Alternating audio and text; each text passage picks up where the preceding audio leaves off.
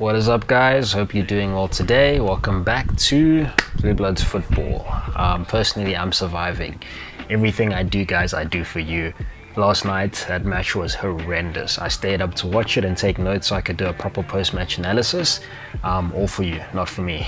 So, personally, yeah, I had a feeling it was going to be one of those boring games. But to be honest, when it started, it looked very back and forth.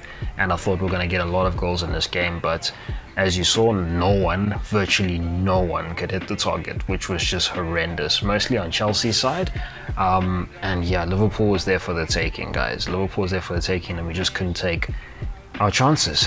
So I'm going to jump straight into the match analysis, guys, starting with our lineup.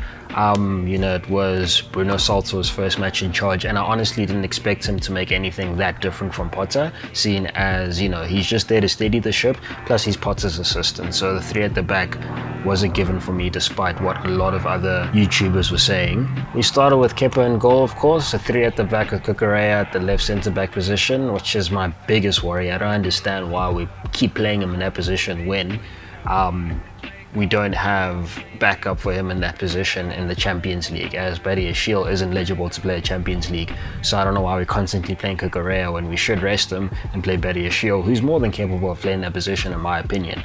But anyway, we move. Koulibaly in the middle, and right centre back was Fofana. Oh yes, he came back. He was actually quite decent. I was happy to see him there. I'm glad he's healed up because he's like one of our most important defenders at the moment. Right wing back, Reece James, good to see him back in his natural role. We had a midfield, I would argue it was a 3-5-2 personally, so it was like a midfield three of Enzo Fernandez in the middle between Kante and Kovacic, and then on the far left, Ben Chilwell as the left wing back. And the front two was Joao Felix and Kai Havertz. So the teams were back and forth. Like I said, it wasn't like a cagey affair, not like a boring match where no team wanted to score or each team was afraid to score.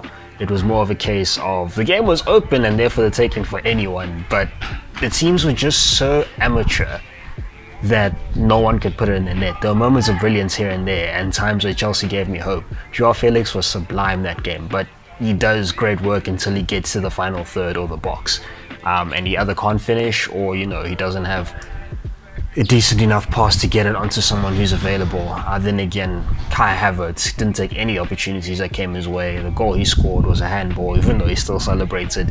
And honestly, I saw Anthony Taylor in this game and I got worried. I was like, Anthony Taylor's here. It's going to be one of those affairs. But honestly, he did the best he could in officiating this game. He was completely fair, especially with the yellow cards. Personally, I think Fabinho should have been carded a bit earlier, but hey, what can you do? I don't think it drastically would have affected the game, or maybe it would, but yeah, guys, I feel like if you made the goals bigger and Liverpool had less men, Chelsea still wouldn't have scored.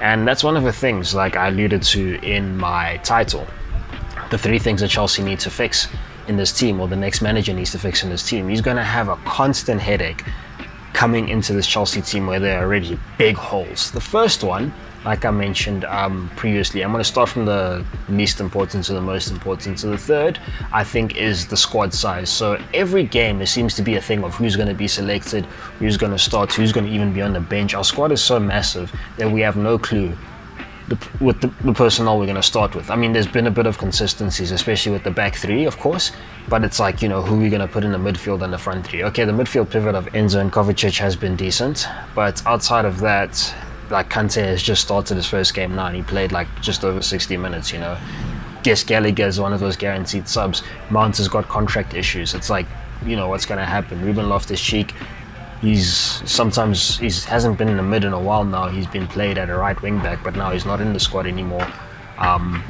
They put Reece James in this game, so it's like, everything's just very mixed and the squad's very big and there's a lot of people to keep happy in the squad, so that's one of the problems the manager's going to have to fix. So I was shocked at Liverpool starting 11 personally when we saw that they pretty much benched Salah, Virgil van Dijk was out with illness, Robertson was out, Trent Alexander-Arnold was out, and looking at Liverpool's lineup, it kind of made sense seeing Klopp's pre-game interview where he mentioned that the players need a break and he just needs fresh minds and fresh bodies, but that's an issue for Liverpool fans YouTube channel. Like I said, guys, lots of chances were created in this game. No chances could be put away. It was extremely open. It basically looked like Sunday League, and no one could score, except that no one could score, because you know Sunday League you get crazy scores like 3-2, 4-2, 5-3, etc, etc, but this was just the professional version of that. No one can put it away. Like I mentioned, individual players that did well up until certain points but just couldn't deliver the final product. Kante was amazing that game. I have to give props to him for coming back and performing on a top level. I had my doubts. I still do have my doubts about him. I respect his ability as a player, but I just think the way he plays is heavily demanding for the body, and as you age, that naturally declines. So I don't think we can depend on him for the future personally, and it'll be great for him to finish off the season and play some of next season, but obviously not as many games, and you know, not forced to play like it was for us at the beginning of the season and the previous season as well, where you could have someone dependable like, I don't know, a Declan Rice or whatever other midfield partner has been scouted for next summer to actually provide support and cover. But besides that, Kante played sublime, and I hope he can deliver, as you know, does consistently now and as long as he can, pretty much. So James actually played quite well as well, created a lot of opportunities, slowly getting back to his best. Like I mentioned previously, James has been average. He hasn't been as sharp since he came back from injury, especially defensively.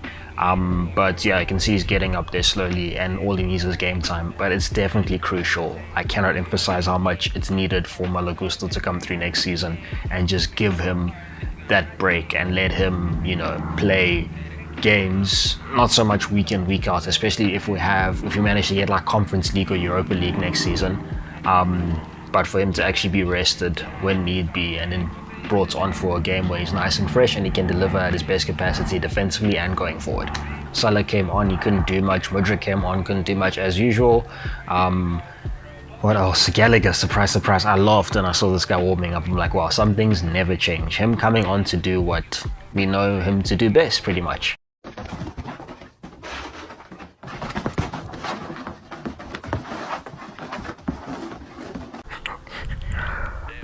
Guys, so leads me to the second thing. I think this team needs to change in terms of, you know, being better. The job for the next manager, number two, would be basically sorting out their mentality, because we start off with this belief in the first 10 or so minutes that we can get something, but heads begin to drop, especially if we concede. We saw it in the Aston Villa game where they scored and we just looked flat after that. Sometimes it's a bit of a converse situation where we do want to score, but it's rushed and it's not measured and it's very impetuous, and we just want to rush in without thinking and just score, take random shots, make bad passes, and just not think things through properly, like methodically, like City against Liverpool when they went down and they managed to come back and score 4 goals. So that's one thing the manager needs to solve. And mentality issues are very long time. I mentioned this in the previous video when I mentioned what manager should come through and what issues I think they need to solve. Mentality is definitely one of them. During a game, before a game, and after a game, you know, how to react is very important. How to come back in the second half, very important. We actually came back relatively well in this game in the second half, but that goal we scored was disallowed, of course, because of the handball. Rightfully so, but after that it was still just not methodical enough. There's lack of clinical edge. It's like these guys weren't professional football players that night. It was weird, but that's definitely an issue that needs to be solved. But the number one issue that needs to be solved first and foremost for whoever comes in, he's going to have to solve the scoring problem, and this has been an issue for us since Tuchel's early days, and he's mentioned this as well.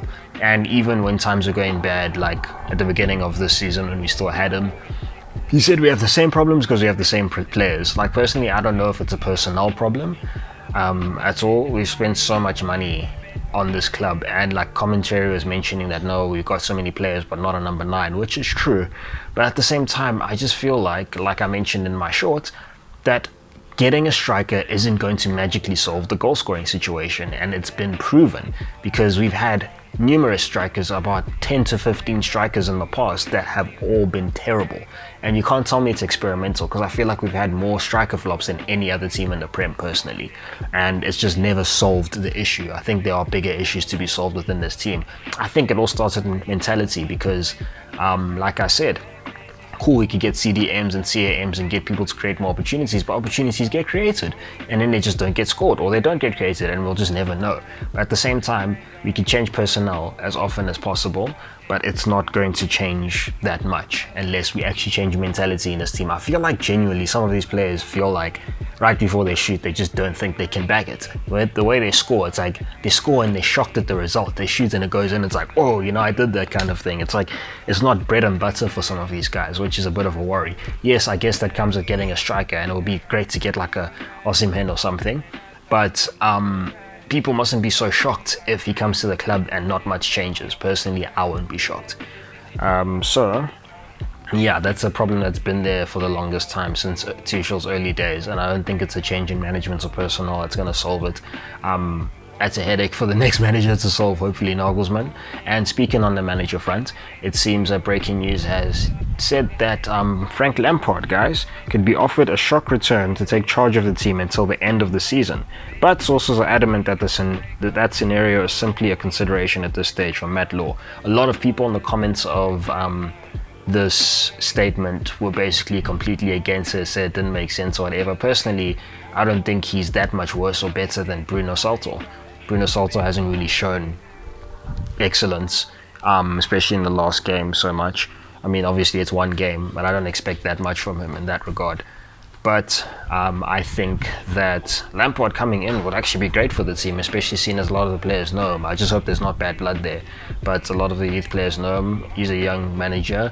There's not so much pressure on him. He can just get in and do as well as he can with what he has. And to be honest, Frank Lampard did do badly with us previously. But you have to give him props for working with the team he had. In his first season, where we had a transfer ban and he only had the youth players to work with pretty much as the new players coming in, and he put a lot of them on the map, to be honest. Pulisic was at his best under Lampard.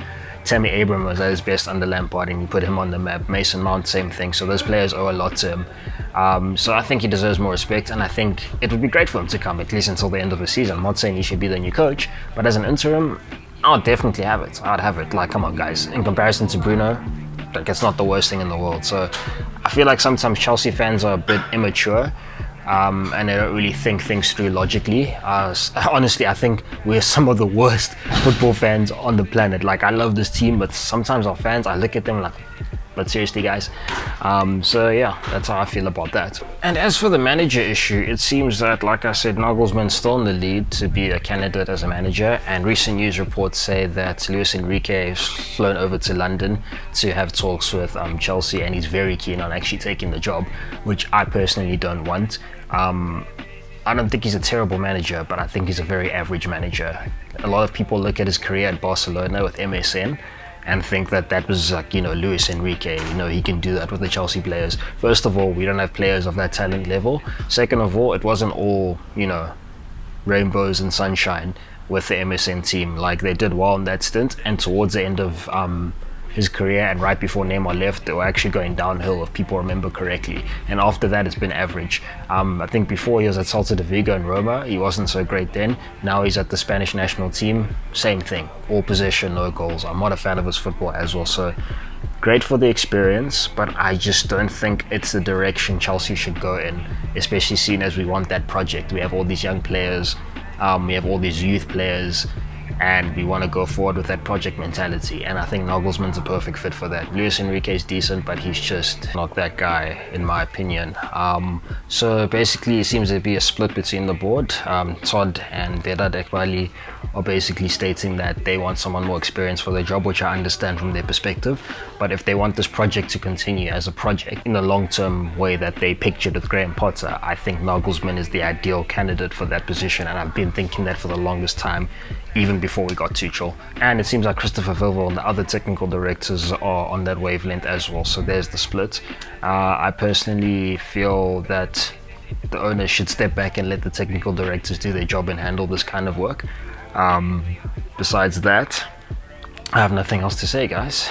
They should let him do that because they have other work to focus on. Basically, the women's team, developing the stadium, a whole bunch of other stuff they had plans for, and they should let the managerial position and all the technical stuff be left to the technical directors. That makes sense in my head. But I guess when you're investing a lot of money, you want to see how it pans out and have major say in decisions. But as for this managerial thing, yeah, my vote has always been for Nagelsmann, and I really hope it works out. So that's all I have to say, guys. Comment, like, subscribe.